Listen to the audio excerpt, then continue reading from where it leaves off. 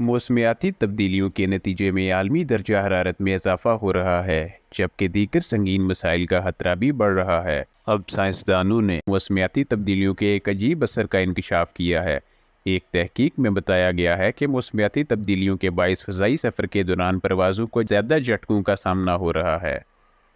تحقیق میں دریافت کیا گیا ہے کہ کاربن ڈائی آکسائیڈ کے اخراج کے باعث گرم ہونے والی ہوا سے دنیا بھر میں پروازوں کو جھٹکوں کا سامنا ہو رہا ہے۔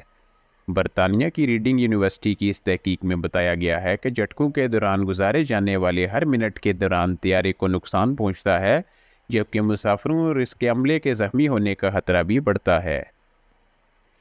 محققین نے بتایا کہ یہ مسئلہ بہت کم جان لیوا ثابت ہوتا ہے، مگر فضائی کمپنیوں کو اس سے نمٹنے کے لیے طریقوں پر غور کرنا چاہیے، کیونکہ اس سے ہر سال صرف امریکہ کو 15 سے 50 کروڑ ڈالرز کا نقصان ہو رہا ہے۔